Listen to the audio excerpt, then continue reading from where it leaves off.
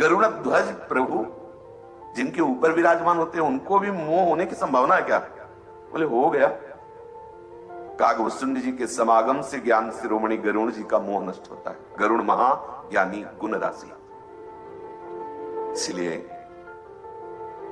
हमारे बिना सदगुरु श्री हरि की कृपा के कोई पूर्ण निर्विकार नहीं हो सकता। निर्णय की बात, जीवन भर साधक साधक ही रहता है,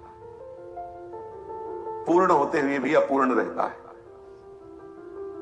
ज्ञान होने पर भी वो किसी कोने में खाली रहता है। तभी अगाध ज्ञान संपन्न श्री हरि का आश्रय रहता है। पक्का पूरा जीवन लगता है अगर हरि न समझाते तो ये बात तो हम समझ ही नहीं पाते। हरि अगर हमारी कमी न दिखाते तो हम समझ ही नहीं पाते कि कमी है। सच्ची मानिए, बिना भगवद आश्रय के पूर्ण कोई नहीं हो सकता। अभी तक तो ये था कि साधन के द्वारा उस वस्तु की प्राप्ति नहीं होती, कोई करके देख ले। अब आज ये बात है कि साधन में इतनी सामर्थ्य ही नहीं है कि अहंकार को जड़ से नष्ट कर दे। खुली बात, बिना भगवद आश्रय के इसका नाश नहीं हो सकता। अहम का ये बना ही रहता है। जब तक अहम है तब तक आग्रह है, आग्रह है तो बगल में दुराग्रह है, और आग्रह दुराग्रह है तो कहां शांति है, कहां विश्राम है। पक्का समझो। इसलिए कहीं ना कहीं ये माया ऐसी थोड़ी है। अक्रूर जैसे महापुरुष को भी समंतक मणि में आकर्षित कर देती है। विश्वामित्र जैसे महान ज्ञान संपन्न महात्मा के हृदय में मेनका अप्सरा का आकर्षण पैदा कर देती है। बड़े बड़े महाभागवत जन इसीलिए दैन्य होकर प्रभु के चरणों में अपने तन मन प्राण समर्पित किए रहते हैं कि एक ही स्थान है जहां माया का प्रभाव नहीं पड़ सकता। अन्यथा आप आश्रय लिए थोड़ा हटे, छाया से वृक्ष की जैसे हटे तो धूप लगेगी ना, थोड़ा भी हटे तो आपको माया अपने चपेट में तापित कर देगी जरूर। क्योंकि ये सब महान भक्त ही हैं, गरुड़ जी, देवर्षि नारद जी और भी। बहुत सूक्ष्म अहम होता है।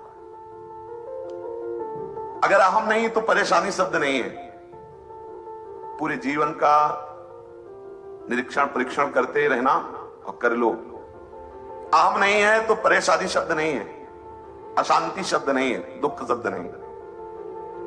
हम राजी उसी में, इसमें तेरी रजा है, परेशानी क्या? कह देना बहुत सरल होता है। जोई जोई प्यारो करे सोई मोहे भावे, कह देना बहुत सरल होता है। बहुत कठिन है कब तक? जब तक अहम देवता है। पता नहीं चलता है कि सांप मर गया, लगता है बहुत दिनों तक ये वैसा अजगर है कि सांस साध लेता है और लगता है मर गया। पर जब हरि फिर उसे छेड़ते हैं तब पता चलता है कि नहीं, अभी तो पूरा का पूरा जिंदा है। ये लहर लेता रहता है। सांप में एक लहर उठती रहती है, जहरी विषैली जहर, हरि ही नहीं पाते। इसलिए कह रहा हूं बिना हरि आश्रय के काम बनने वाला नहीं है। इसलिए आश्रय ले लो घटकों में, पूर्ण आश्रय। प्रभु के श्री चरणों का उपासक जब आश्रय लेता है, ये प्रभु की कृपा से ही होता है आश्रय। अब सबसे पहली कृपा प्रभु की उपासक के ऊपर यह होती है कि उसे द्वंद्व मुक्त करते हैं। लाभ हानि, सुख दुख, प्रतिष्ठा निंदा, मान और अपमान, ये द्वंद्व है। शत्रु मित्र समझानि, मान मान अपमान सम, दुख सुख लाभ न हानि, यह जो कृपा हरिवंश की। आचार्य कृपा, गुरु कृपा, इष्ट कृपा, सबसे पहला कार्य उपासक के जीवन में एक करती है, उसे द्वंद्व रहित करती है। कृपा क्या की? लाभ हानि में समान भाव। यह साधारण बात नहीं है। लाभ में सुख और हर्ष होना स्वाभाविक होता है, देख लीजिए, और हानि में दुख और शोक होना स्वाभाविक होता है। यह प्रकृति राज्य में है, भगवत राज्य में नहीं।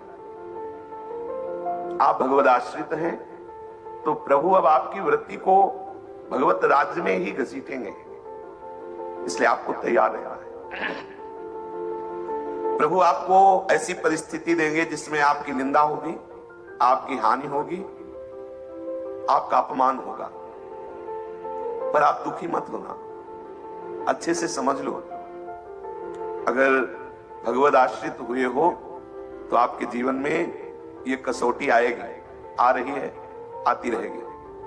और पास भी वही कराएंगे, आप तो केवल निमित्त मात्र हैं, पर तैयार रहिए क्योंकि सुनवा रहे ना वही।